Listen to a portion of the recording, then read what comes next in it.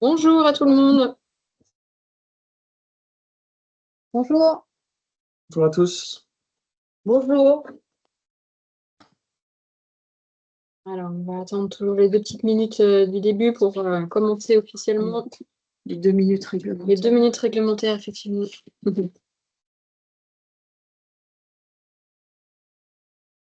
J'attends très nombreux. Ça fait plaisir.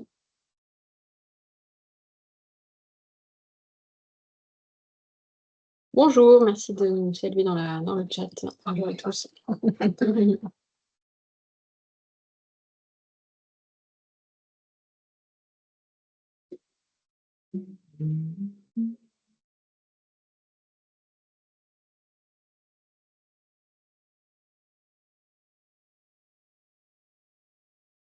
va attendre 1 minute et puis on commencera officiellement.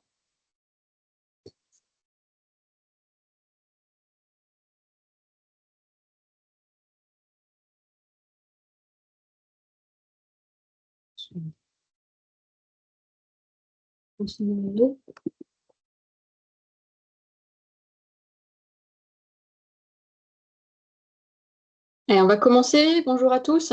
Merci d'être aussi nombreux. Ravie de vous présenter aujourd'hui cette feuille de route 3R, réduction, réemploi, recyclage des emballages dédiés à vos métiers, à vos secteurs, textile, habillement, distribution, qui a donc été élaborée, cette feuille de route, par l'ensemble des fédérations que vous voyez à l'écran et qu'on aura le temps de citer juste après, et financée par l'ADEME, le défi et l'UIT. Avant de laisser la main à nos financeurs qui sont présents ici, je voudrais peut-être rappeler voilà, les règles de concurrence avant qu'on démarre. Puisque vous vous interdisez, étant entre concurrents, d'échanger des informations susceptibles de constituer une infraction au droit de la concurrence, et donc vous ne devez pas échanger sur vos coûts, vos prix, vos délais de paiement, vos données de production, tout ce qui est relatif à vos politiques commerciales. Et si vous estimez que nous viendrions à enfreindre des règles de concurrence au sein de cette réunion, n'hésitez pas à la faire interrompre, voire à quitter la réunion. Mais tout ça ne se passera pas, puisque nous allons nous tenir à notre ordre du jour. Alors, au menu aujourd'hui, on est ensemble pendant 2 heures, 1h30 d'intervention et 30 minutes à la fin consacrées à la réponse à l'ensemble de vos questions.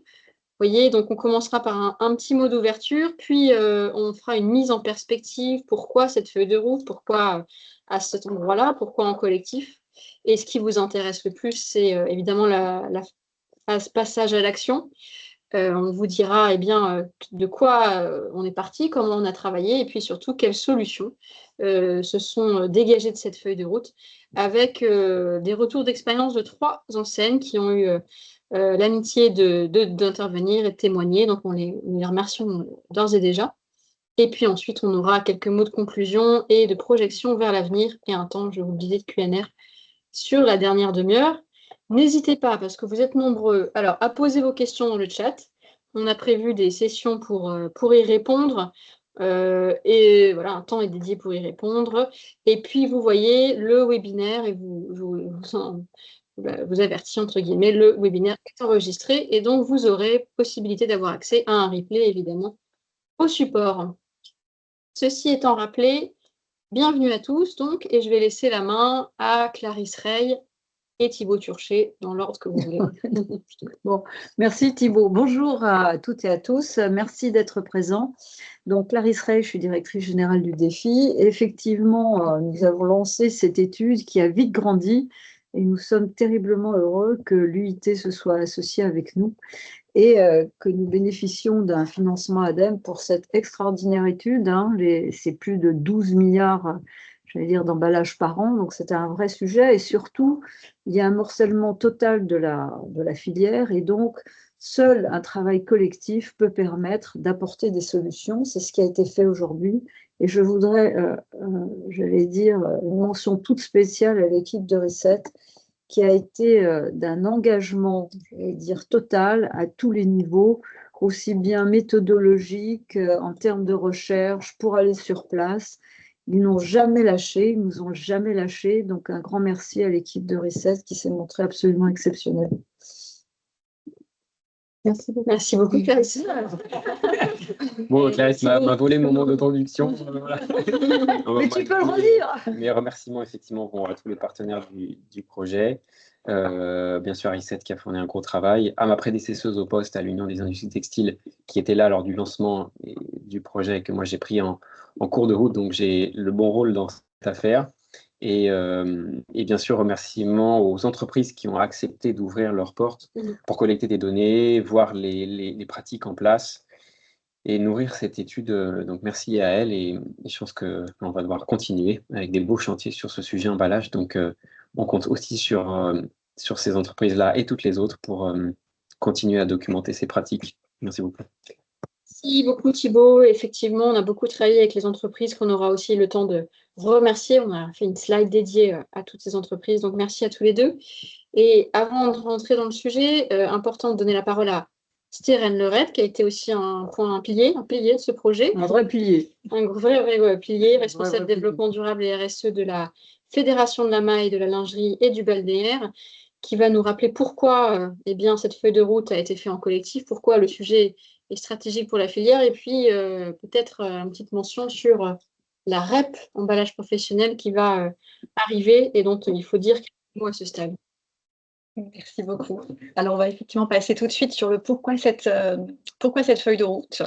C'était une occasion qui a été déjà apportée par l'ADEME, parce qu'effectivement, on a répondu à un appel à projet et on est ravis en l'occurrence que l'ADEME ait pu nous accompagner et soutenu ce projet collectif de multifédération. Ils sont nombreux, mais celui-ci a tout de suite remporté, on va dire, l'adhésion de tous. Et il nous fallait ensuite l'adhésion des acteurs du terrain, parce que c'est un sujet totalement nouveau. Pour rappel, les emballages, c'est pas, mais c'est que historiquement, on les connaissait moins. On les connaissait moins parce que dans notre secteur, on a effectivement des exercices de bilan carbone qui nous donnaient une information d'impact moindre sur le sujet des emballages. Donc, on a historiquement et culturellement toujours accordé beaucoup de temps au niveau des sujets de RSE sur le sujet de l'impact des matières, le sujet de l'impact de la fabrication et le sujet de l'emballage, même si on est sur un couple produit-emballage, était un petit peu minoré. Et pourtant, si on commence à étudier finement le sujet, eh ben, ils sont très nombreux. Ils sont aussi nombreux que tous les produits qu'on peut fabriquer. Leur impact de ce fait sont réels. Et avec ça, il existe plein de leviers d'action parce qu'on a pu découvrir plein d'actions dispersées sur le territoire national. Et on va le dire, je pense qu'elles sont encore plus nombreux. Elles restent sans doute encore à découvrir parce qu'on est, on va dire, sur une vision de convergence. Mais l'avancée va sans doute nous en faire découvrir encore plus. Donc, n'hésitez pas, même au-delà de ce livrable, de nous en évoquer certaines.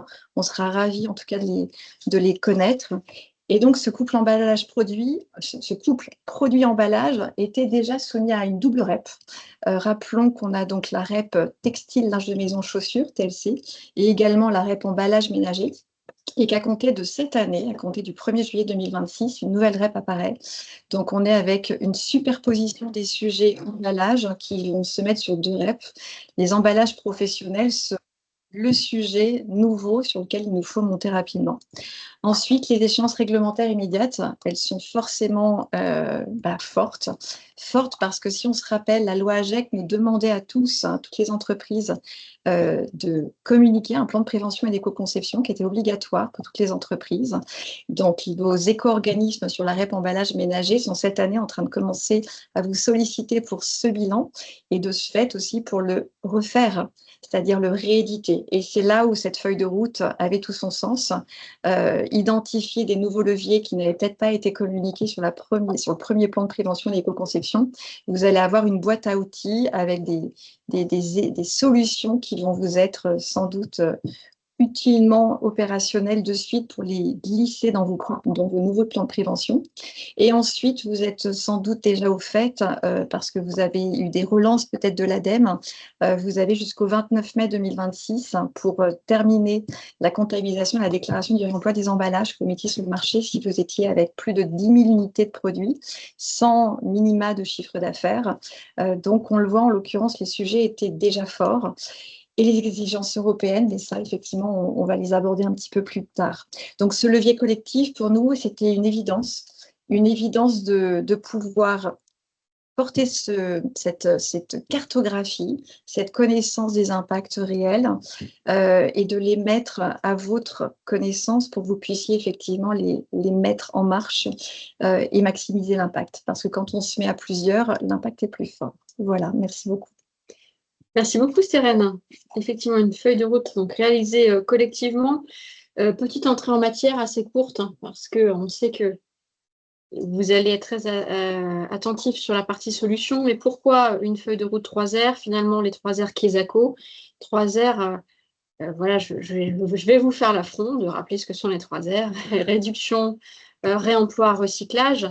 Dans la hiérarchie de priorité, dans la gestion des ressources et des déchets, ce principe clé de l'économie circulaire qui vise donc à limiter l'impact environnemental tout au long du cycle de vie des produits et des emballages.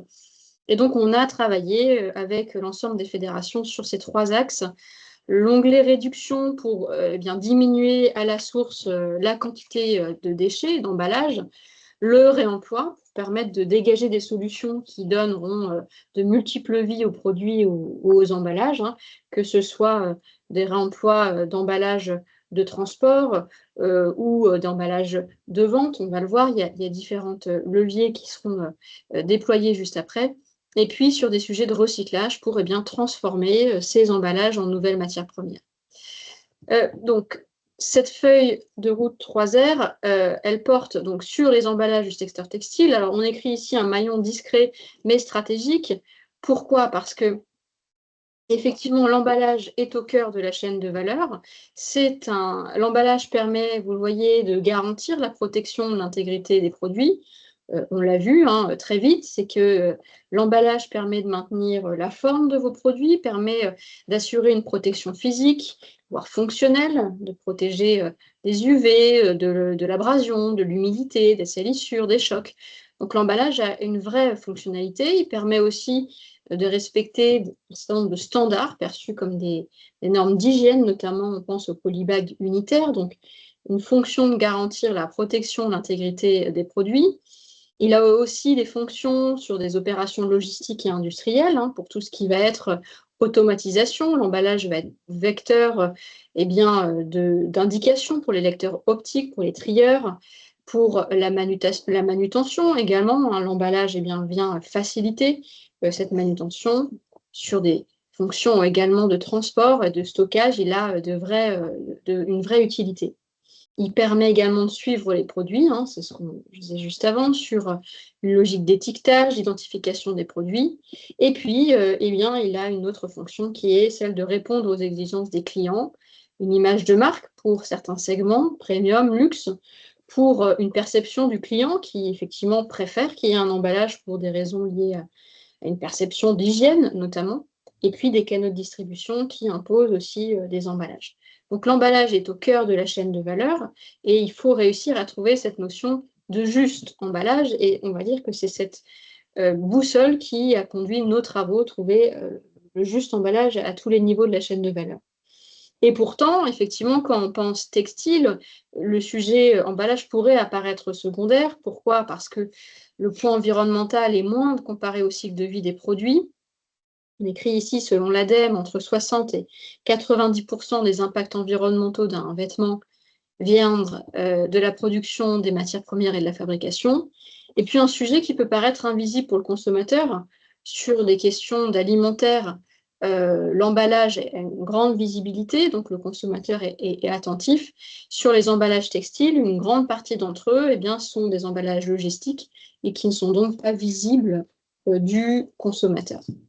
Et puis, on a aussi là des articles de presse qui disent que des priorités sociétales et réglementaires qui sont ailleurs, des sujets sur les PFAS, sur la pollution liée au secteur textile, sur le gaz à effet de serre, sur le travail forcé des Ouïghours. Bon, donc un secteur du textile qui parfois peut être entaché de problématiques, parfois éloigné des emballages, mais pour autant, il est apparu indispensable à ces fédérations de s'emparer de ce sujet. Et pourquoi? Parce que le gisement n'est absolument pas négligeable, il est significatif à l'échelle du secteur. On indique ici 658 000 tonnes de gisements d'emballage mis en marché en 2024, soit près de 23% du volume des produits textiles mis sur le marché, et puis de manière concomitante, une montée en puissance des exigences réglementaires, que ce soit au niveau français ou européen, et puis la REP, emballage professionnel, dont a parlé Steren juste avant. Donc l'ensemble de ces enjeux, et voilà, encore une fois, en premier lieu, mais en tout cas avec la pression réglementaire qui existe, vous aurez les slides, donc vous aurez le loisir de lire avec détail la réglementation. 3 R, avec pour chacun de ces R des contraintes françaises ou européennes. Sur la réduction, AGEC pousse à 20% de réduction des emballages plastiques à usage unique en 2025, avec une volonté de tendre vers la fin des emballages plastiques à usage unique à l'horizon 2040. Recycler avec aussi des pressions au niveau français et européen, avec un objectif que 100% des emballages en plastique à usage unique bénéficient d'une filière de recyclage en 2025, et pas 2030 en Europe, avec également des obligations liées à la réincorporation, notamment dans les emballages en plastique, 2030, et puis des obligations également liées au réemploi, notamment sur les emballages dits de transport.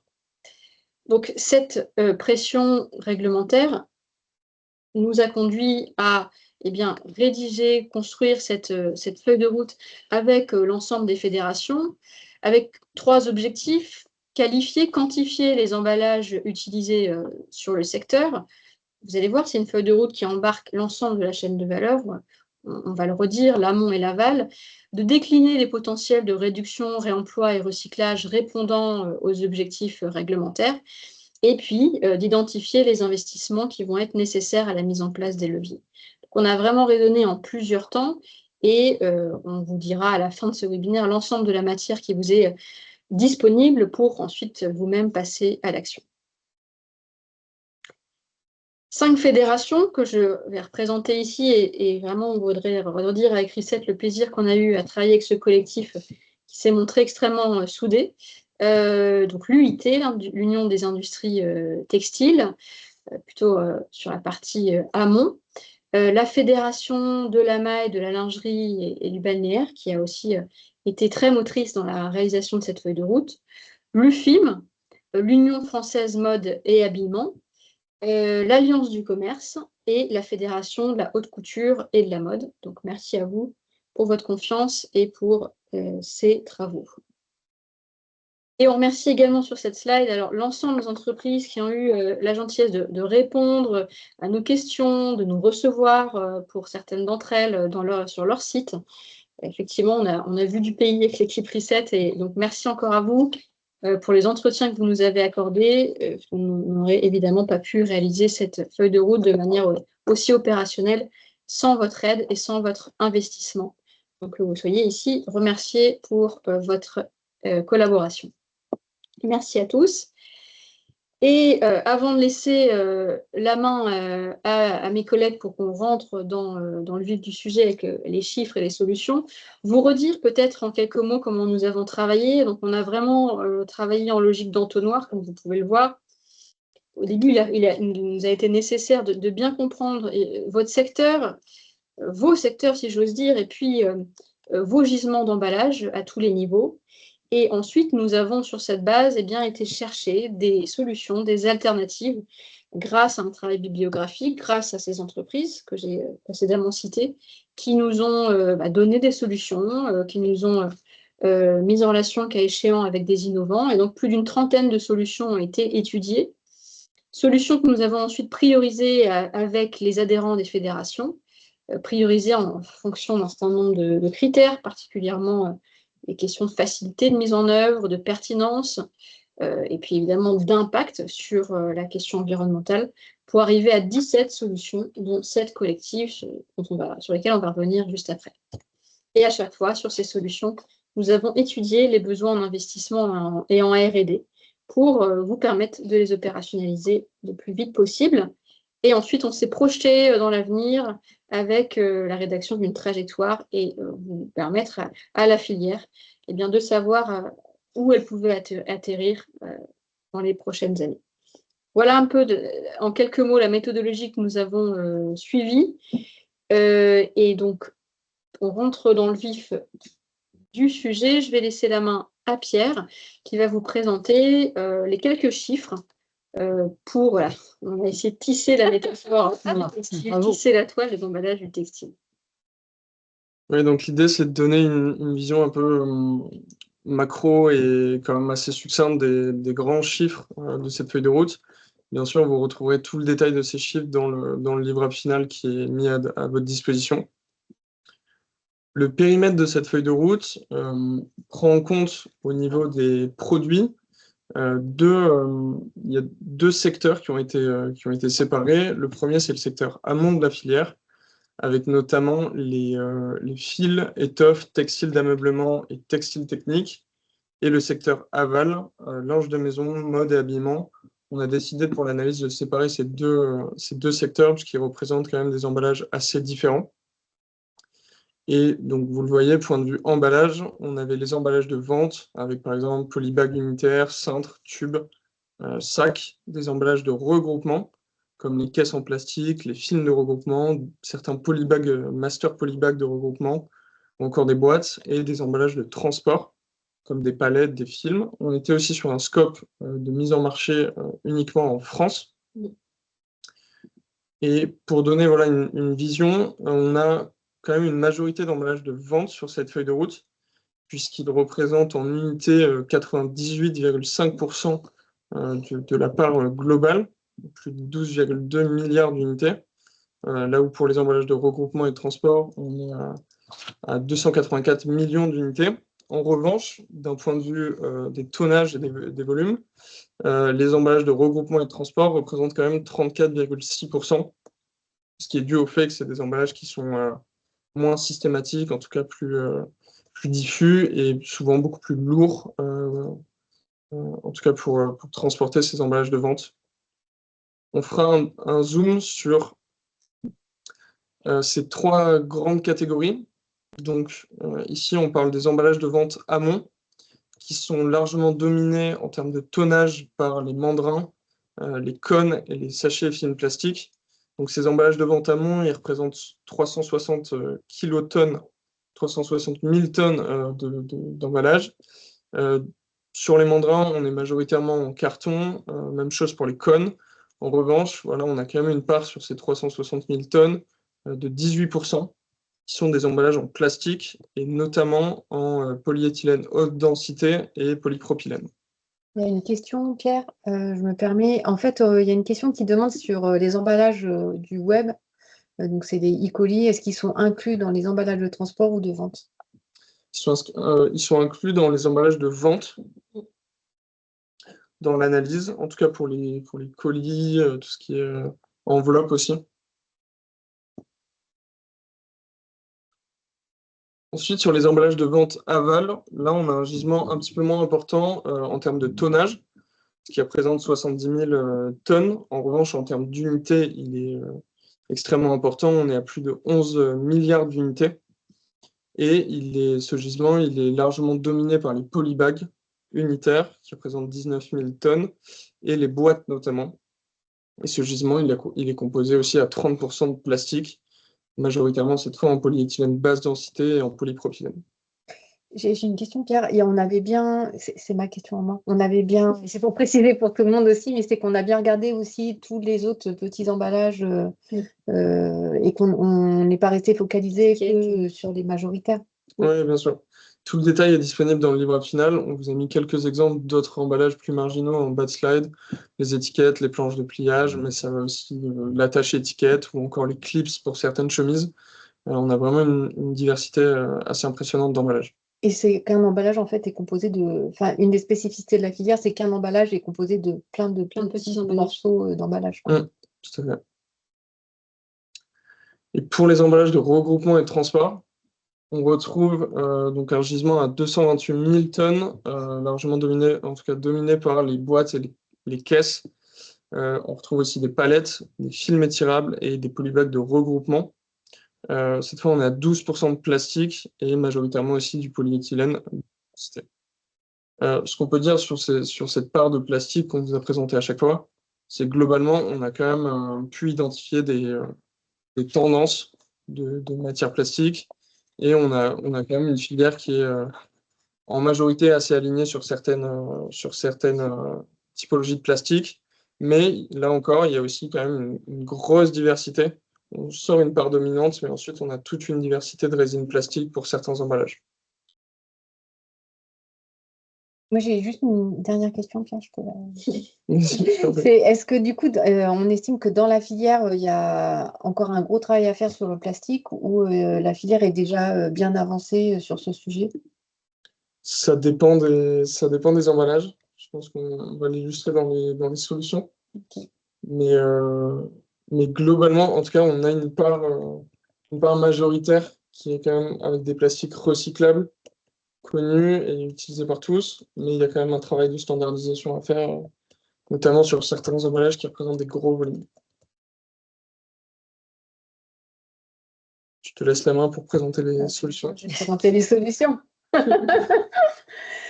Donc, je vais vous présenter les différentes solutions auxquelles on a abouti grâce aux différents échanges qu'on a eus. On a eu quand même, comme l'a un peu précisé tout à l'heure Agnès, mais plusieurs ateliers où on vous a sollicité, on vous a demandé votre avis.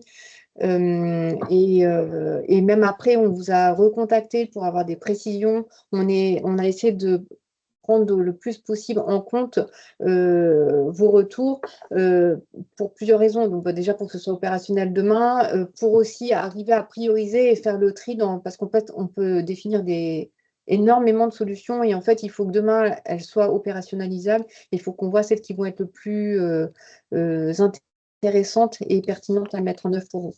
Et donc, on a fait un super titre, on a mis « Repensons l'emballage maille après maille ». Il y a eu un beau travail. Ah oui, entre fixer l'emballage. Au final, on a travaillé donc sur les 3 R, comme le précisait Agnès au début de la présentation.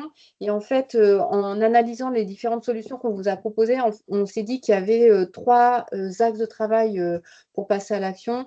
Il y en a 2 qui sont vraiment liés à de l'individuel, qui sont à mettre en place par les industriels d'un point de vue sur une maille unitaire. Et après, il y a quand même beaucoup de projets. Agnès se disait tout à l'heure, il y a beaucoup de projets. Donc, on avait 7 projets qui sont vraiment intéressants à activer de manière collective et qui peuvent vous permettre de vous projeter dans l'avenir en travaillant sur les différents sujets qui sont le plastique ou la diminution de la part d'emballage.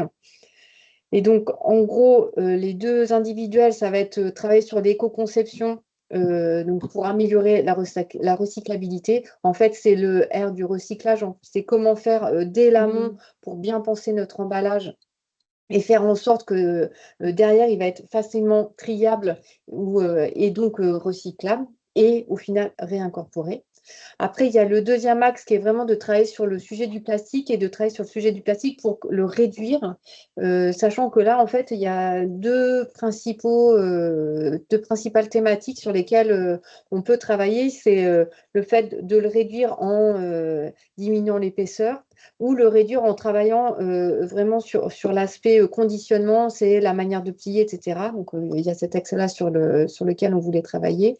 Et le dernier, donc, c'est tout le collectif, où là, on a plusieurs propositions sur la notion de collectif, sachant que la majorité des propositions à travailler collectivement, c'est évidemment les sujets de réemploi. Et je me permets de préciser ici qu'en fait, il y a un appel à projet de l'ADEME et si vous voulez vous lancer sur des sujets de réemploi, en fait, en ce moment, il y a des appels à projet ADEME en attendant qu'il y ait les éco-organismes de l'emballage professionnel dont a parlé tout à l'heure Steren, en attendant qu'ils se mettent en place. Et donc, ils vont se mettre en place si normalement tout se passe bien au début d'été, donc début juillet. Et en attendant que les éco-organismes se mettent en place et soutiennent la filière des emballages professionnels, en fait, il y a des appels à projets de l'ADEME et qui ne sont pas éternels. Donc, si vous voulez vous lancer sur ces sujets-là, c'est maintenant qu'il faut candidater. Donc, c'est petite pression, mais c'est pour apporter l'information positive. Donc après, une fois que j'ai dit ça, je vais vous détailler un peu les différentes solutions qui sont ressorties de l'étude. Donc la première, ça va être sur le recyclage. Au final, sur le recyclage, on a défini 4 axes. Le premier, ça va être de travailler sur le enfin, franchement, c'est des fondamentaux pour les personnes qui travaillent sur les sujets de RSE, etc. C'est des fondamentaux que vous connaissez bien et la filière est quand même assez avancée sur pas mal de sujets. Et il reste un peu, aller un petit peu plus loin pour certains. Donc, par exemple, les cintres. Sur les cintres, en gros, c'est travailler sur des cintres recyclables, donc plutôt monomatière, ce qu'il existe encore des cintres où on a un peu de plastique avec du métal, etc. Et donc, ça serait plutôt de faire des cintres que en carton ou que en plastique et du plastique recyclable. Après, le deuxième, pareil, hyper connu, mais c'est de supprimer le noir de carbone. Donc, en gros, vous avez dans certains par exemple, Polybag, etc., vous pouvez utiliser encore un peu de noir de carbone pour la confidentialité, mais il y a aussi d'autres flux où il y a du noir de carbone qu'il faudrait supprimer parce que ça empêche un tri correct et du coup, le fait que ça puisse être recyclé derrière. Un gros axe aussi, ça va être de travailler sur tous les polybags, les sachets plastiques, etc. En fait, comme le disait Pierre tout à l'heure, il y a une diversité de résines aujourd'hui qui est employée. On peut retrouver du PP, du PS, etc. Et en fait, mais la résine majoritaire aujourd'hui, c'est le PEBD. En fait, l'idée, ça serait de tout vous aligner sur une résine, ce qui fait qu'on pourrait massifier. Parce qu'un des gros sujets, en vrai, aujourd'hui, du recyclage, pour que ça marche bien, en fait, c'est de pouvoir massifier, d'avoir un volume suffisant pour qu'on puisse après le recycler et que ce soit économiquement intéressant et que ce soit aussi facile à réincorporer. Donc, du coup, ça serait nous, on préconisait le PEBD parce que c'est aujourd'hui la résine majoritaire de la filière d'après les différentes enquêtes qu'on a menées. Après, si vous voulez changer de demain et tous passer sur une autre résine, pourquoi pas. Le dernier axe pour le recyclage, ça va être de travailler sur les cônes en PVC et les remplacer par soit du carton, soit des résines en plastique recyclables. Et pareil, en général, donc soit on a vu, c'est des cônes en PP, en pareil majoritairement, et qui sont recyclables. Donc, ça serait de tous basculer sur des cônes en PP. Ou alors de basculer sur du carton parce qu'ils vont être plus légers. Et après, on verra après sur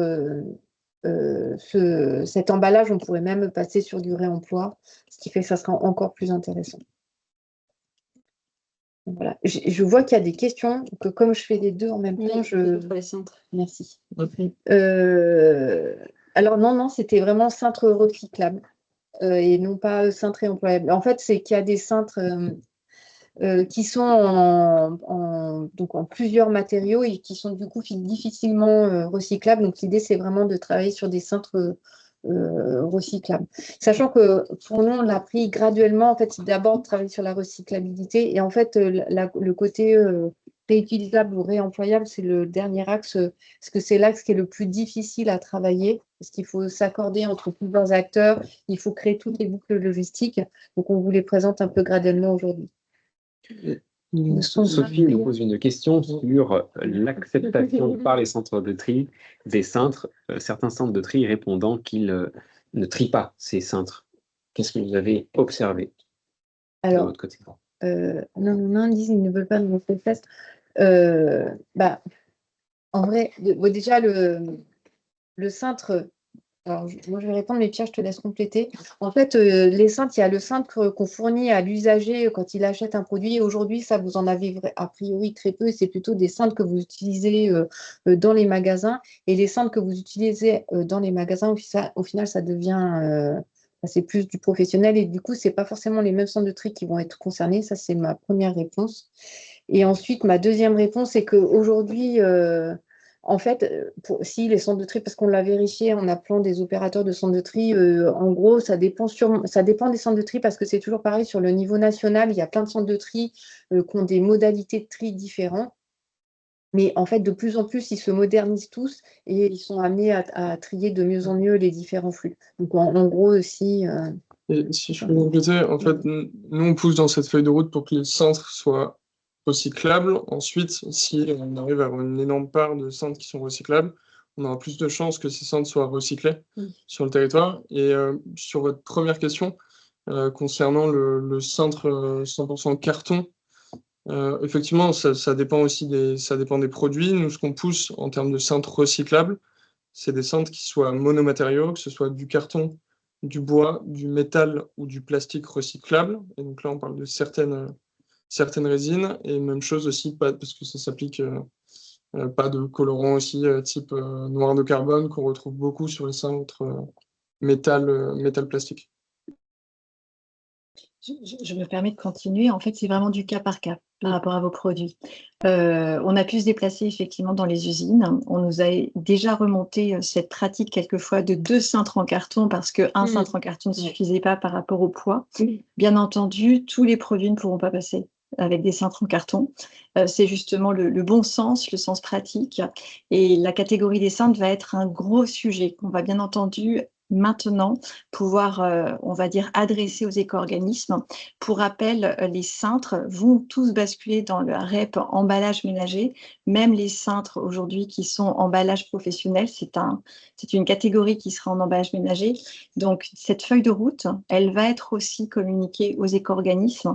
Donc, bien entendu, on le sait, certains sujets vont être désormais à être portés de manière collective grâce aux éco-organismes pour essayer d'avoir une aide supplémentaire pour une meilleure R&D dessus. Il y avait encore une dernière question, je crois, de Sophie. Est-ce que le bois, c'est ça, est-ce que le bois est recyclable dans l'emballage? Bah oui, le bois est recyclable. Le bois est recyclable. Le bois est recyclable. Après, il y a des questions de REP aussi. Oui. Il peut ne pas être recyclable dans la REP emballage ménager. Il peut l'être dans d'autres REP. Oui, et d'autres cintres en bois, quelquefois, ne sont pas considérés comme des emballages, ils sont plutôt utilisés comme des éléments de merchandising dans la boutique, donc des éléments de mobilier. Donc faisons attention en tout cas sur cette diversité de possibilités des cintres qui ne sont pas tous des emballages selon le sens de cette REP.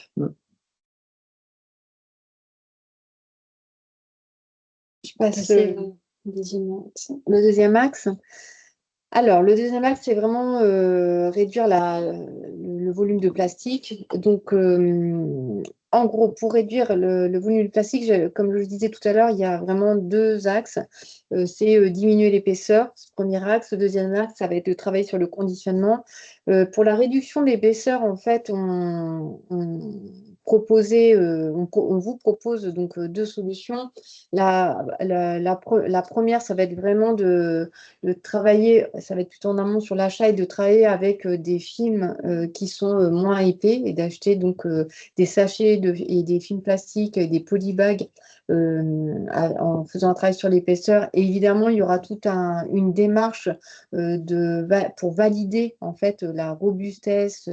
Est-ce que ça protège bien en diminuant l'épaisseur pour trouver l'épaisseur minimale, acceptable. Et ensuite, la deuxième solution que vous avez déjà bien déployée en fait dans vos différentes industries, c'est de remplacer le filmage manuel par une banderoleuse automatique. Pareil, au début, il y aura une période d'adaptation à avoir pour justement, en fait, comme vous travaillez avec une banderoleuse, que c'est plus fin, on peut avoir peur et on peut vouloir protéger et du coup enrouler beaucoup plus et finalement avoir 0 gain. Donc, il y a toute une étude, pareil, au début de faisabilité, des pratiques de la transformation en fait des pratiques à mettre en œuvre. Et après, la deuxième partie, ça va être de travailler sur les techniques de pliage en premier. Et la deuxième solution, c'est vraiment sur le conditionnement des rouleaux. Donc, sur les techniques de pliage, c'est de plier d'une manière différente pour que, en fait, le produit prenne moins de place et que finalement, l'emballage soit moins gros. Une pratique qui est déjà usitée chez certains d'entre vous, mais qui peut demander après, pour ceux qui mettent en rayon, de retravailler ou alors qui fait plus de plis et qui peut être suivant pour certains plus difficile à mettre en œuvre. Et voilà, ça peut marcher pour d'autres.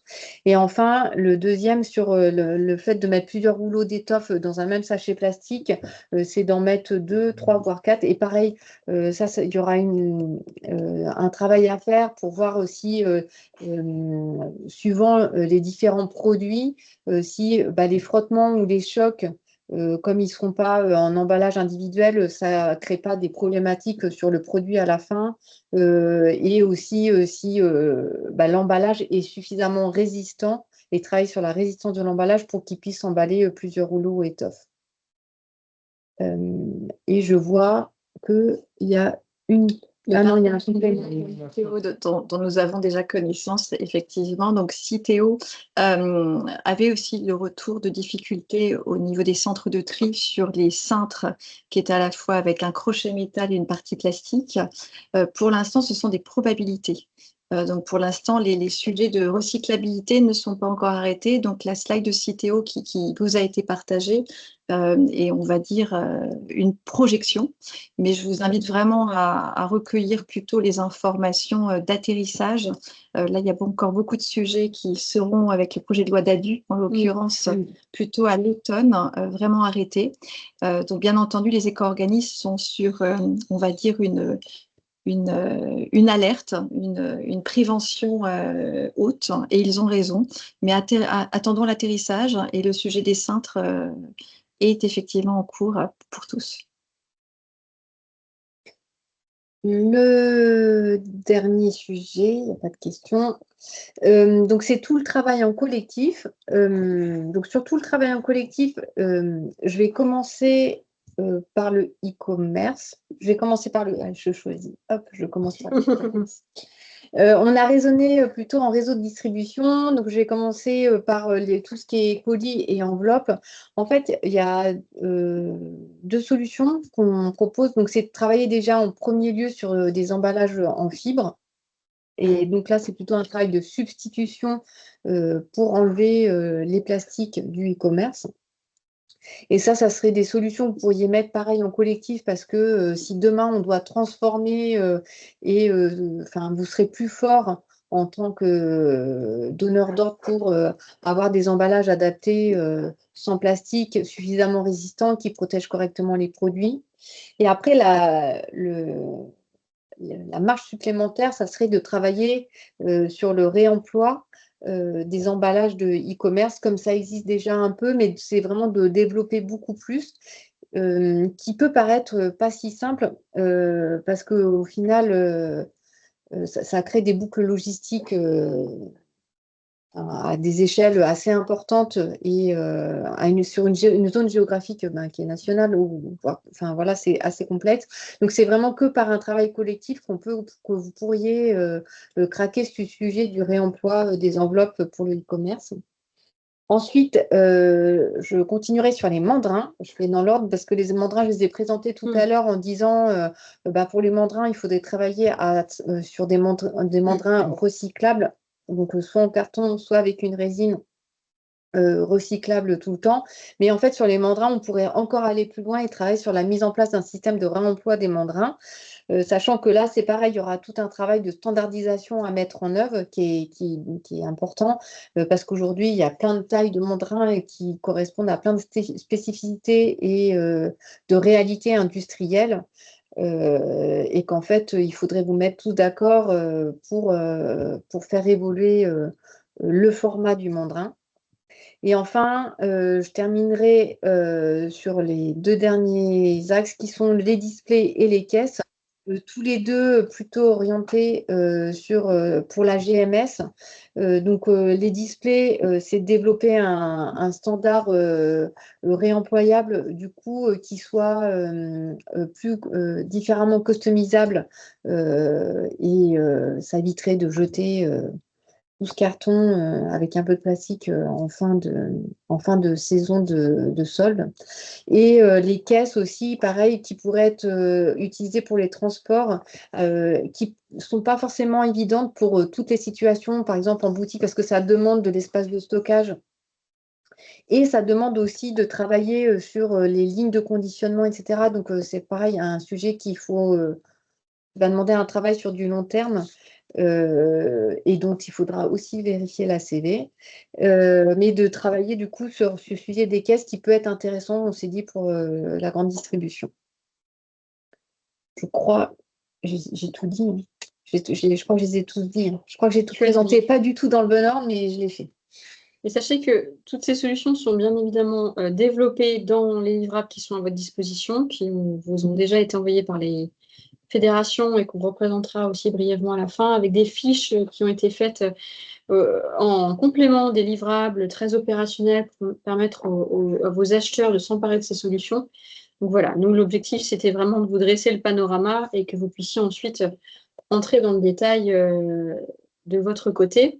Et pour illustrer ces solutions, on s'est dit que ce serait, voilà, il n'y aurait rien de mieux que d'avoir des entreprises qui viendraient dire super elles ont expérimenté un certain nombre de ces solutions avec parfois plus ou moins de succès. Et donc, on a la chance d'avoir autour de la table virtuellement Patrick Brachia, directeur administratif financier de Denis et Fils. Bonjour Patrick. Bonjour. Claire Loire, qui est directrice qualité et RSE de Lacoste. Bonjour Claire. Bonjour. Et pour Chantal, on a la chance d'avoir donc deux personnes, Anne Buenafuente qui est acheteuse packaging et Mouskoy Diediou qui est chargée qualité et environnement chez Chantal également. Alors merci bonjour à toutes les deux, bonjour à tous les quatre. Ce que je vais vous poser comme question, c'est déjà peut-être de vous présenter les uns les autres dans l'ordre peut-être dans l'ordre qu'on vient de se donner, en nous donnant des éléments de présentation de vos entreprises. Alors il y en a qu'on connaît peut-être plus que d'autres, et vos activités, vos chiffres clés, votre poste en 2-3 mots, et puis qui gère la question des emballages en interne. Ça aussi, je pense que ça peut nous intéresser avant qu'on rentre dans un deuxième tour de table sur les solutions que vous avez pu expérimenter, sachant que, bon, pour tous nos auditeurs, nous avons déjà préparé ces questions, donc il n'y aura pas de questions. Patrick Brachia, si vous voulez bien déjà vous présenter, ainsi que votre entreprise. Oui, bien sûr. Donc, Patrick Brachia, comme vous le disiez, ma fonction essentielle, c'est la partie finance chez Établissement Denis et Fils.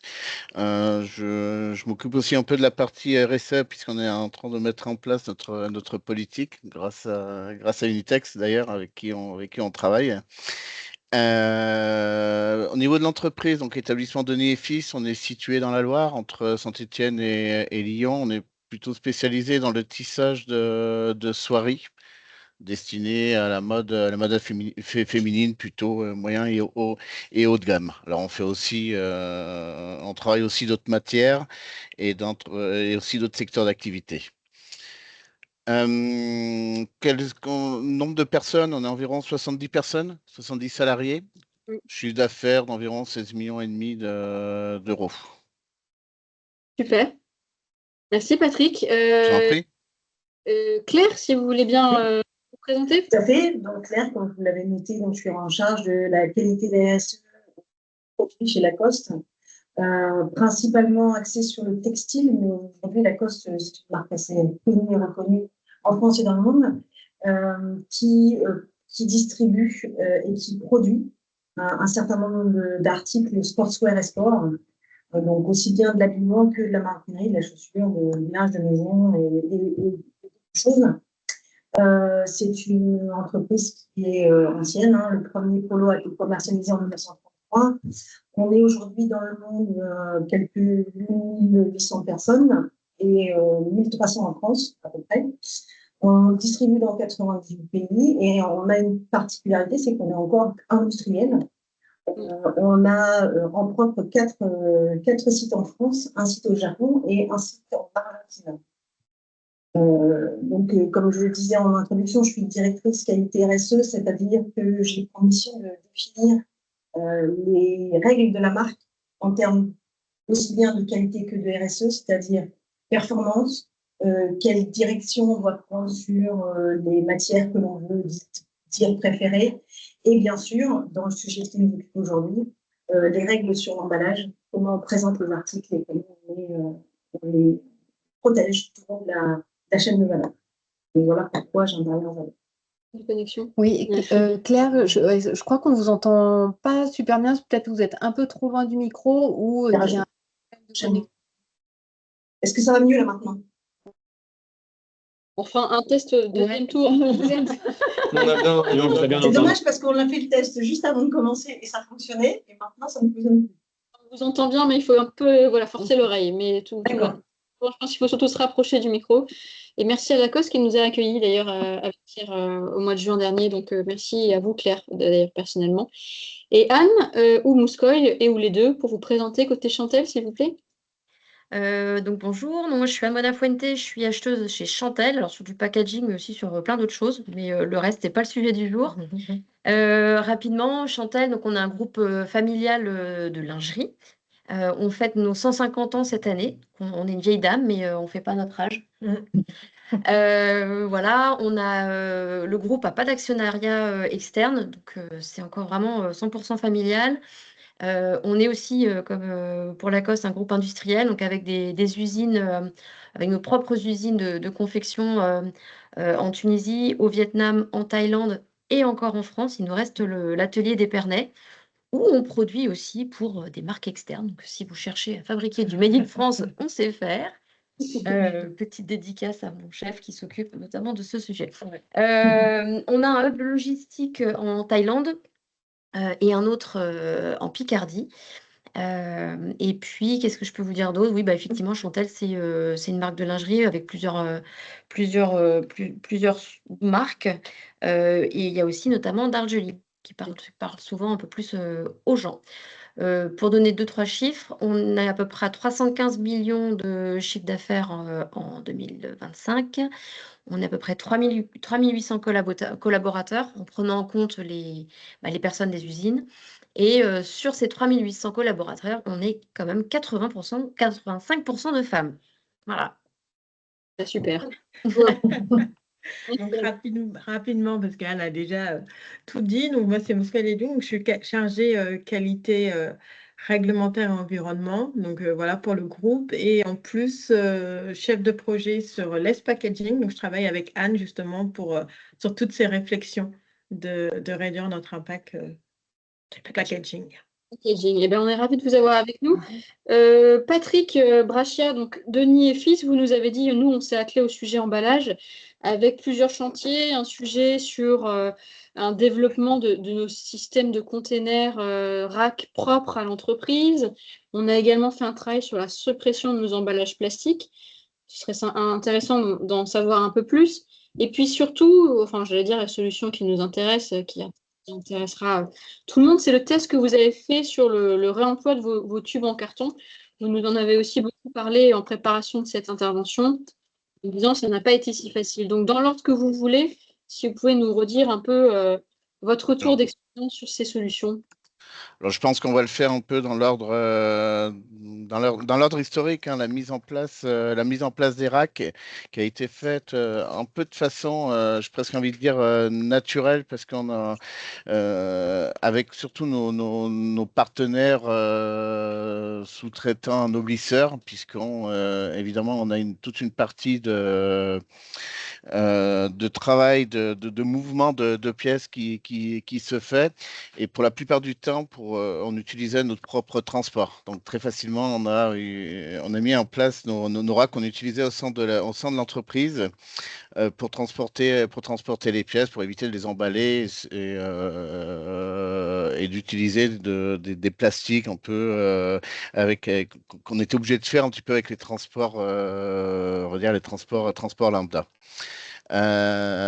Cette solution a été mise en place aussi avec des clients pour des raisons de sécurité et de confidentialité.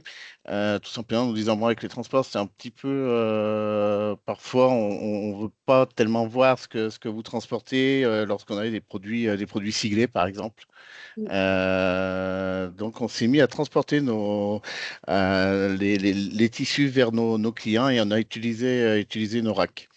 Et ça s'est diffusé très largement puisque, à fur et à mesure qu'on travaillait avec nos sous-traitants, on les a utilisés Nos clients les trouvaient très bien d'ailleurs, puisqu'on faisait, on faisait un système de roulement et très vite on a été obligé de mettre une logistique en place puisque bon, parfois ils les utilisaient pour leur propre compte. Donc il a fallu quand même mettre quelques règles en place en les numérotant, en vérifiant que ces règles ne disparaissent pas. Alors, bien sûr, ils ne le faisaient pas de façon volontaire, hein, mais bon, ils étaient tellement pratiques à utiliser chez eux qu'ils le faisaient.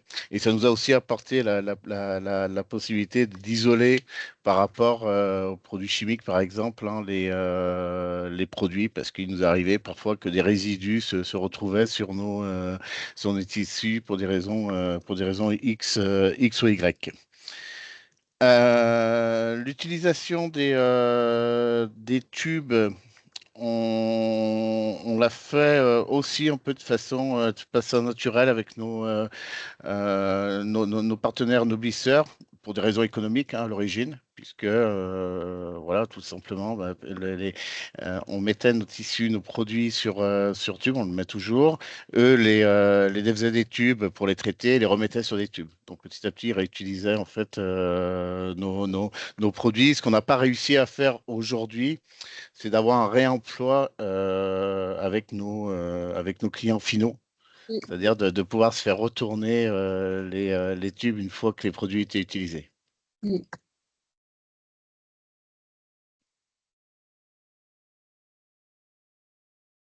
Et du coup, oui, alors vous disiez aussi sur ce sujet de réemploi des tubes en carton, il y a eu des investissements à prévoir au départ avec un certain nombre de freins. Est-ce que vous pourriez en dire un tout petit peu Oui, plus? on a eu enfin, un des premiers, alors des investissements surtout pour le réemploi, on s'est rendu très vite compte on avait en place nos systèmes de traçabilité avec des systèmes d'étiquettes qu'on mettait pour X raisons à l'intérieur du tube. Et on s'est très vite rendu compte qu'à un moment donné, lors des retours des tubes, il fallait les nettoyer quelque part pour enlever les anciennes étiquettes, puisqu'on a eu parfois quelques surprises sur les, sur les scans de nos inventaires, sur des scans de traçabilité, de dire tiens, l'étiquette qui se trouve à l'intérieur n'est pas celle du produit, bah, tout simplement parce qu'elle avait glissé au milieu du tube.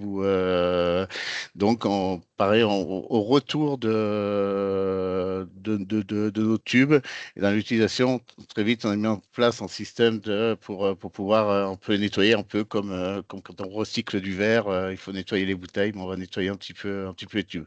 Il faut y penser, tout à fait. Une logistique à mettre en place pour partir sur cette organisation. S'il y a des gens d'ailleurs de l'amont qui sont dans la salle et qui veulent témoigner sur cette mise en place de solutions, n'hésitez pas à le faire dans le chat, hein, ça permettra de nourrir les échanges. Et Patrick, vous vouliez évoquer éventuellement le travail que vous avez fait sur les emballages plastiques?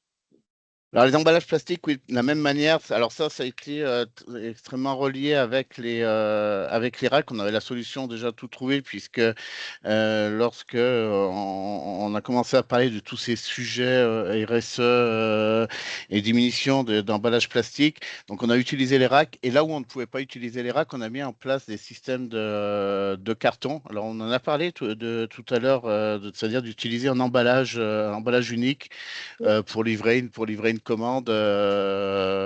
Alors, évidemment, dans la mesure du possible, parce que plutôt que d'avoir un rouleau, un sachet plastique et puis d'envoyer, donc on a créé des cartons un peu plus gros, alors en général qui font la taille d'une palette. Et à l'intérieur, on met en place les différents rouleaux de tissu quand c'est possible.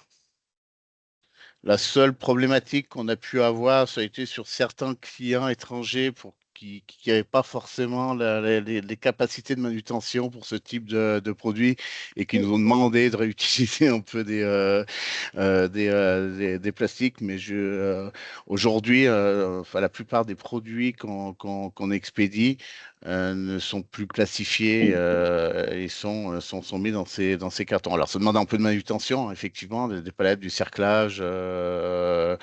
On s'est questionné au début, un des premiers freins était la partie économique. On s'est dit, oui, il va falloir faire des cartons un peu spéciaux, ça va être un peu compliqué.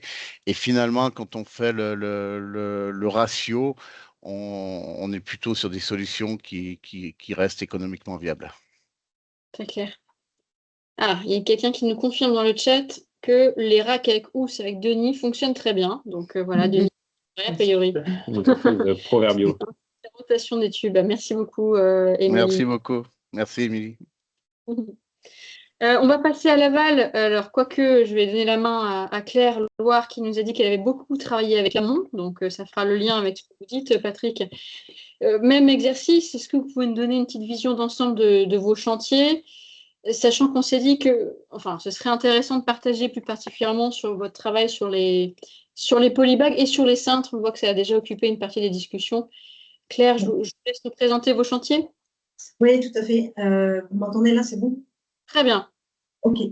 Donc, le chantier principal dont on a échangé pendant notre visite et puis nos discussions, c'est le chantier qu'on a mené sur les polybags. Alors, il faut savoir que nous, on distribue à peu près un peu plus de 30 millions de pièces par an dans le monde.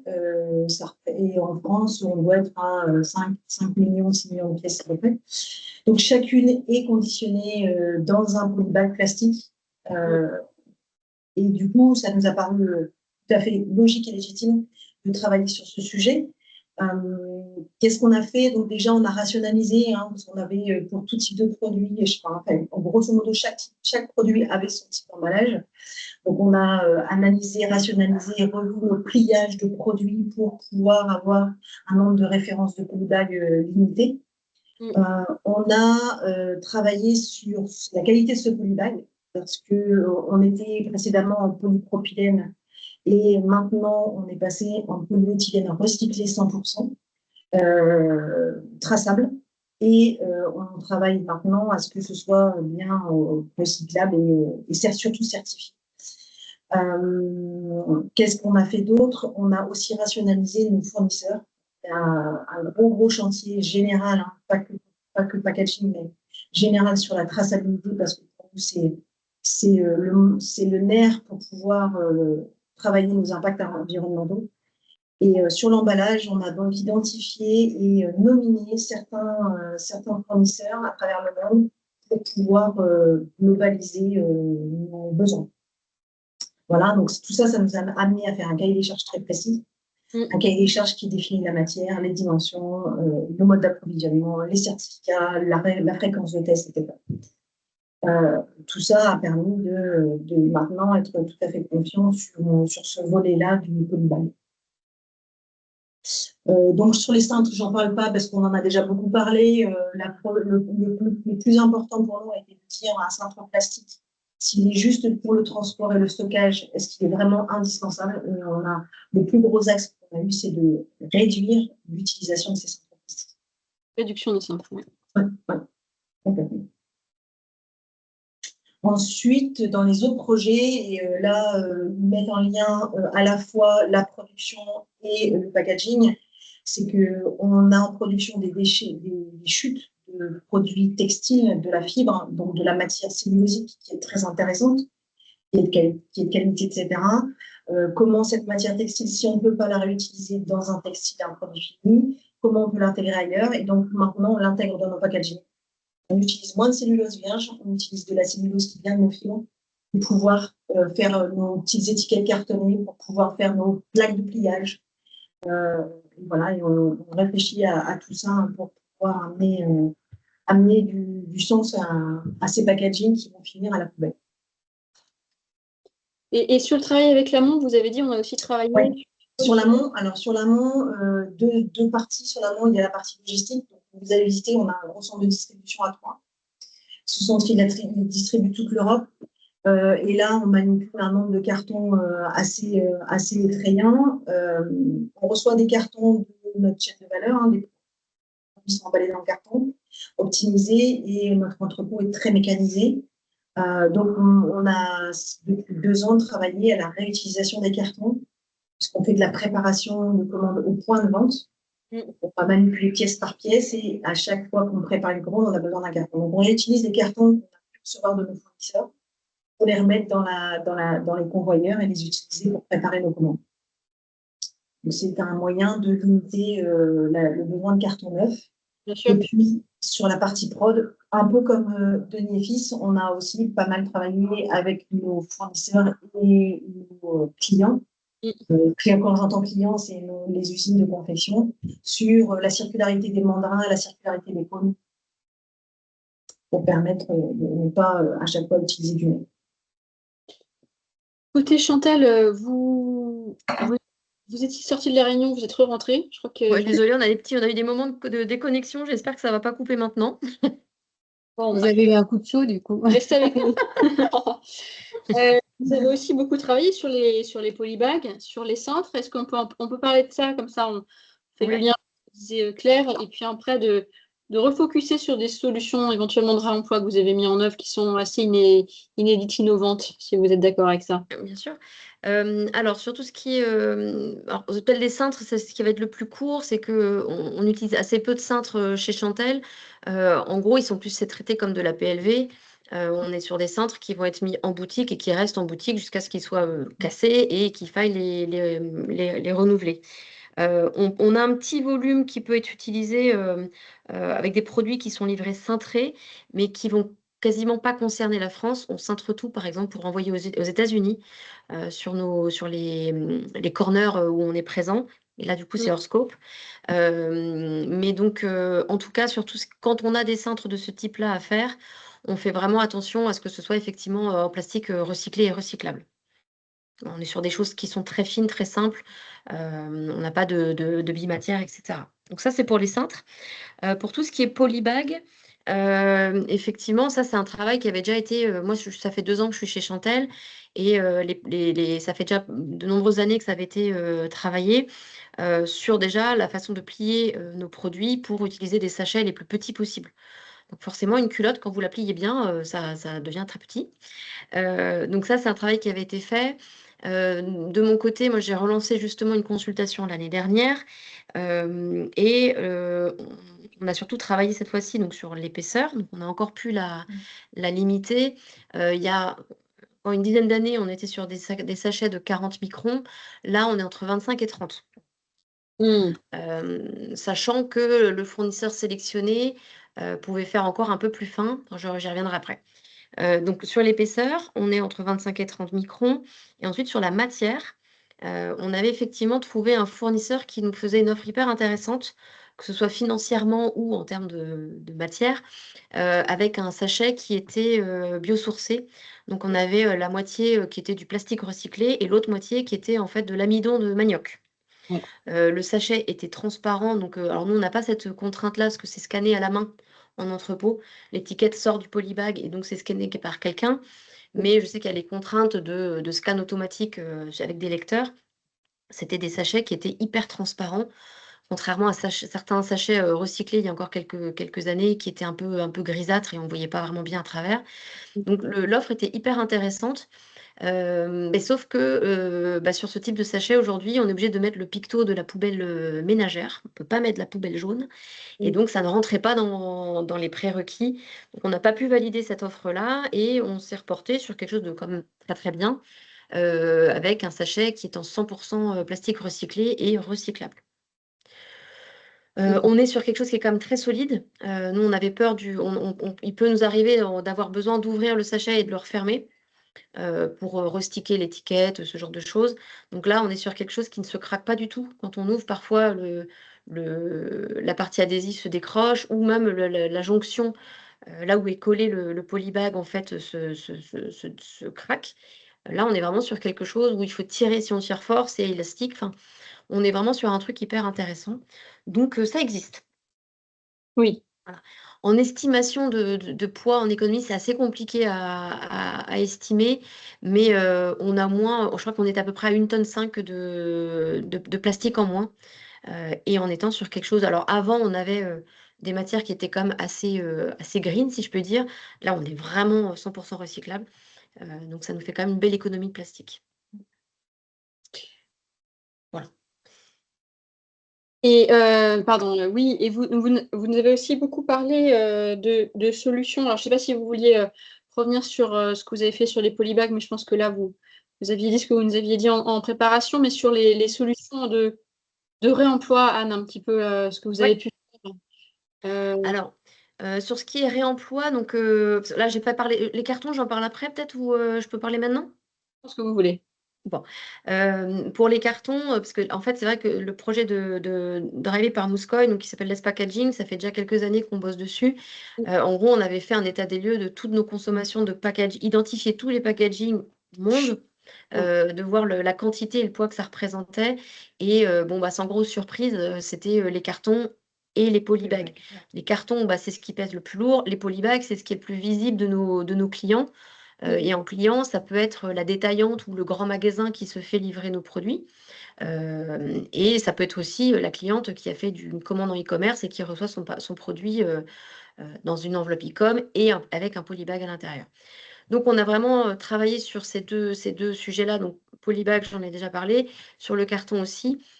Carton, évidemment, on ne peut pas faire sans. Donc, on essaye d'homogénéiser au maximum les formats pour que quand on les reçoive à l'entrepôt de Corbide en Picardie, on puisse les réutiliser au maximum. Donc, on a certains cartons qui sont utilisés jusqu'à 20 fois. Alors, ils restent, une fois qu'ils sont arrivés sur la plateforme, ils restent dans la plateforme, mais on a une circularité, on va dire, à l'intérieur de l'entrepôt qui fait qu'on va vraiment les utiliser jusqu'à ce que mort s'en suive, si je puis dire. Donc ça, c'est un premier point. Sur la composition de ces cartons, alors on a plusieurs sources parce qu'on a des cartons qui arrivent d'Asie, des cartons qui arrivent du Maghreb et des cartons qui viennent de France. Ouais. Pour ce qui est français, en tout cas, on est à 93% de matière recyclée. On va même réussir à augmenter encore un peu cette proportion l'année prochaine, enfin en 2026.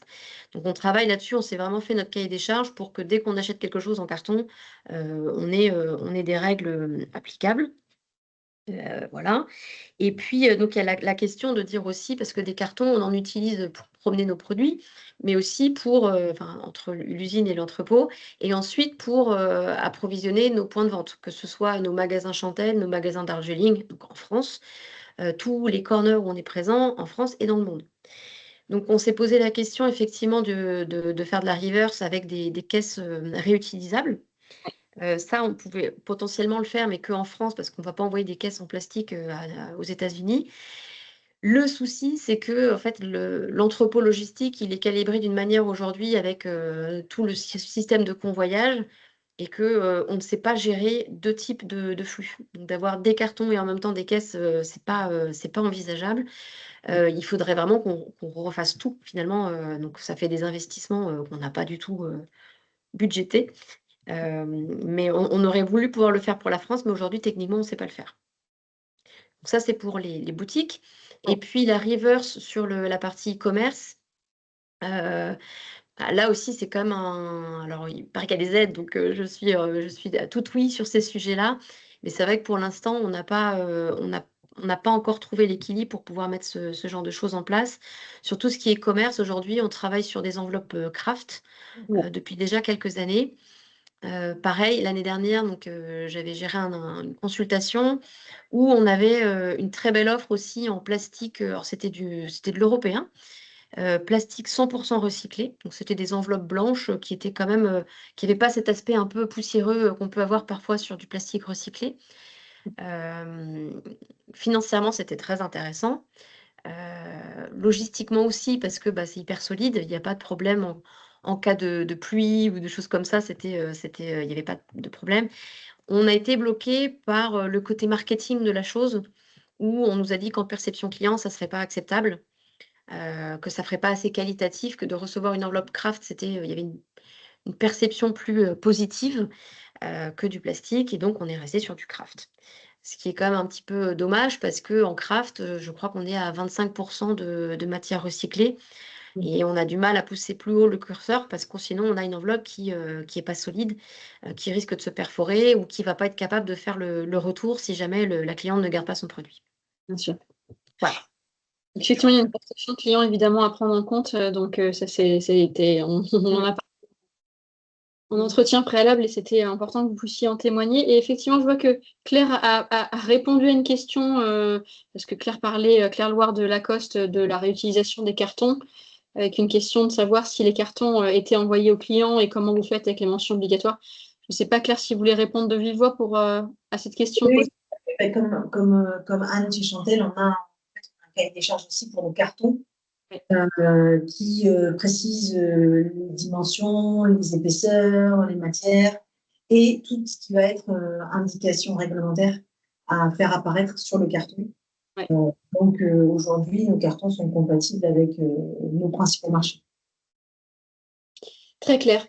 Écoute, oui. De notre côté, non, les cartons, on les réutilise, mais ça reste en interne, hein, ça ne sort pas de l'entrepôt. En fait, c'est des cartons qui ont un format qui nous permet de le mettre dans le transstocker. Donc, on les utilise, ils sont utilisés en picking et ensuite ils sont remis en bout de chaîne et on recommence avec. Mais effectivement, ça ne part pas chez les clients. C'est des cartons différents.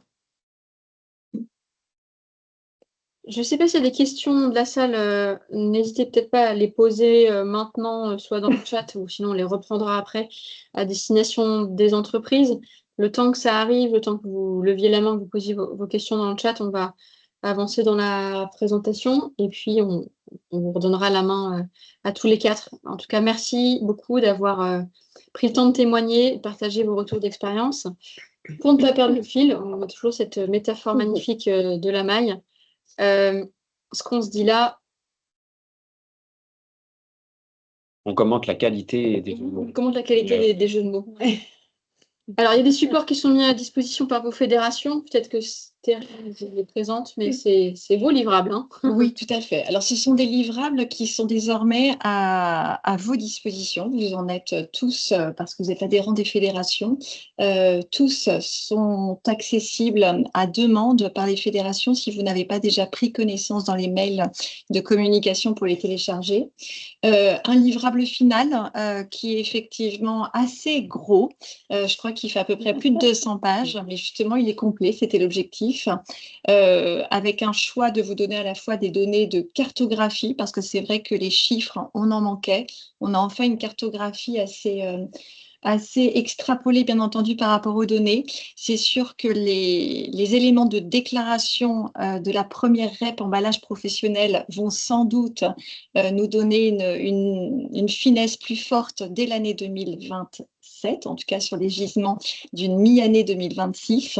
Donc, sans doute, ces chiffres seront en tout cas avec une pérennité, ou en tout cas une année de date, enfin de prise en compte sur l'année. Vous avez donc des solutions pour l'amont, pour l'aval, qui vous sont données une par une avec leurs avantages d'impact environnemental, leurs facilités de mise en œuvre. On a essayé en même temps de voir les freins, les limites. Et ensuite, une petite synthèse de l'étude, parce que c'était un exercice qui nous était obligatoire pour l'ADEME, parce que ce document, lui, il sera totalement public et accessible par toutes les solutions, les acteurs des emballages, et tout acteur voulant, en l'occurrence, avoir une vision de qu'est-ce que notre secteur a fait. Donc, cette synthèse, elle est publique, elle va bientôt être mise sur la plateforme Agir de l'ADEME. Et ensuite, on a souhaité vous mettre des guides d'opérationnalisation. Il faut comprendre que ce livrable, il est complet. Certains d'entre vous vont y trouver, on va dire, leurs emballages, et d'autres emballages qui leur sont totalement très lointains, tels que des éléments sur les bobines ou les mandrins qui ne concernent pas tout le monde. Pareil, le sujet des cintres ne va pas concerner tout le monde. Donc, dans ces cas-là, là, vous avez la liberté d'aller prendre ces fiches une par une et de les mettre en communication dans les cahiers des charges et dans vos mails à vos fournisseurs de manière à préciser qu'est-ce que vous souhaitez désormais mettre en place et les challenger dessus. Donc, ces 3 volets d'outils sont à votre disposition et en accès sur demande auprès de vos fédérations. On vous les renverra avec grand plaisir. Voilà, donc ce qu'on disait un petit peu avant, hein, ce webinaire a vocation à présenter le panorama des travaux, mais toute cette documentation existe et naturellement faite pour vous. Avec quelle suite pour cette feuille de route? Je pose la question à nos fédérations. Alors, il y a une suite. Il y a une suite qui a été quasiment une évidence une fois qu'on a terminé le travail. C'est que c'est une première marche, mais il y a forcément une nouvelle brique à mettre en œuvre. Donc, l'Alliance du commerce et la Fédération de la maille, de la lingerie et du balnéaire ont déjà acté ensemble une suite qui sera la création et l'élaboration d'un cahier des charges de filière, de manière à pouvoir la communiquer à des marques qui étaient moins matures, qui étaient moins à challenger leurs fournisseurs. Donc, ce travail va sans doute être lancé. On attendait d'abord de vous présenter cette feuille de route pour pouvoir lancer la suite. Donc, n'hésitez pas à venir à nous si vous avez une volonté, en tout cas, de partage, parce que c'est vrai que sur le premier livrable, nous sommes allés vous chercher par la main et on est toujours intéressés pour en avoir plus. Voilà, parce que c'est vrai que l'embarquement ne peut se passer que par vous, parce que c'est vous qui allez nous donner vos spécificités de marché, des spécificités que effectivement j'ai pu voir là tout à l'heure dans le chat, et justement je vais me permettre de rebondir sur le sujet des emballages en textile. Oui, les pochons, les rubans, les housses étaient identifiés. D'ailleurs, vous le verrez dans le livrable, on a effectivement cette vision de gisement. Ce gisement, il n'est pas majoritaire, en tout cas c'est un gisement qui a été minime. Dans une feuille de route, on a besoin de cibler les gros gisements sur lesquels on peut faire un impact. Ce qui est important à savoir, c'est que dès qu'on va être sur des emballages en tissu, quelquefois, en tout cas, nous, on essaye de comprendre le juste emballage. Et c'est vrai qu'il y a des emballages qui sont avec beaucoup de justesse, vont permettre de pousser la durabilité de l'article textile, de le préserver. Donc, de ce fait, là, on est sur cette famille-là. Leur sujet de recyclabilité est très complexe. Il est complexe parce qu'on sait que le consommateur aujourd'hui, dans son geste de citoyen, il va plutôt apporter cet article en fait, dans le point d'apport volontaire qui est géré par la REP TLC et non pas par la REP des emballages. Donc aujourd'hui, on a en plus une compréhension que cet article, en tout cas cet élément d'emballage, il ne va pas là sur la bonne REP. Et au niveau des centres de tri, ils n'ont pas aujourd'hui cette capacité tous de valoriser les articles textiles, tout simplement parce que l'emballage textile mis dans la poubelle dans la poubelle de tri, il va être souillé, il va pas du tout être préservé comme dans le point d'apport volontaire, justement pour être au meilleur de sa valorisation. Donc rien que le fait qu'il puisse être souillé, mouillé, on est déjà sur un élément qui fait que l'infrastructure de tri en France ne lui permettra pas d'avoir une recyclabilité actée. Donc c'est vrai que c'est un gros sujet. C'était déjà un sujet qu'on avait adressé avec les tote bags. Les tote bags aujourd'hui qui ne sont pas des emballages chez vous, parce que la plupart d'entre vous ne les donnez pas par gratuité. Vous en avez la possibilité de les mettre avec un prix de vente. Donc ils sont passés effectivement dans une vision plutôt de produit. Donc les tote bags aujourd'hui ne sont pas dans la partie emballage, c'est une croyance, mais en réalité, ils n'y sont pas, et ils ne sont pas non plus dans la partie TLC, parce que les tote bags sont un sac, donc c'est de la marque Anqueray, donc il n'y est pas non plus. Donc nous sommes effectivement sur un sujet aujourd'hui qui n'est pas dans cette feuille de route, en tout cas sur le tote bag. Je préfère l'évoquer alors qu'ils sont présents dans une grande partie de vos magasins. Et qu'on en a tous beaucoup à la maison. On en a tous beaucoup et les goodies sont effectivement à limiter de ce côté-là. Donc, on est dans une recherche du juste emballage. Le juste emballage est celui qui peut quelquefois permettre une durabilité de l'article textile aussi. Tout à fait. Donc, une suite à venir. Sera en 2026. L'atterrissage, on se laisse encore la liberté de vous préciser si ce sera sur la fin 2026 ou plutôt début 2027. Bon, on restera connecté. On avait prévu un petit QR code pour savoir ce que vous alliez faire après tout ça. Voilà, quelles actions souhaitez-vous lancer en priorité? Vous pouvez scanner ce QR code, c'est 2 questions pour essayer de récolter un petit peu vos avis sur les solutions à lancer en priorité à l'échelle de votre entreprise ou à l'échelle collective. On l'a dit, donc n'hésitez pas. N'hésitez pas à scanner et à remplir le petit questionnaire que Pierre vous a indiqué. On est un peu en avance, donc s'il y a des questions, n'hésitez pas à les poser dans le chat. S'il y a des demandes d'intervention, je crois qu'on peut lever la main et procéder aux ouvertures de micro. Tout à fait. Notamment les fédérations qui ont participé à l'étude et qui voudraient rajouter un mot. N'hésitez pas, on va attendre 1 minute avant de rendre l'antenne. Mais j'ai l'impression que là, toutes les questions qui étaient posées sur le chat, on y a répondu. On y a répondu. Une vient juste d'arriver. Ouais, il y en a une nouvelle, mais on est concerné par la REP en tant qu'industriel du B2B. Oui, vous y êtes. Et c'est justement une nouvelle particularité. Parce que jusqu'à présent, les acteurs du B2B n'y étaient pas. Et cette REP d'emballage professionnel, d'emballages industriels et commerciaux, les emballages professionnels va arriver. Donc, vous allez effectivement vous retrouver avec une déclaration à mi-année.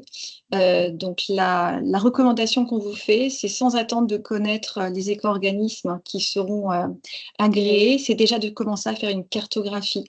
Une cartographie non pas de tous les emballages que vous avez, mais des emballages que vous mettez avec comment dire, vos flux commerciaux.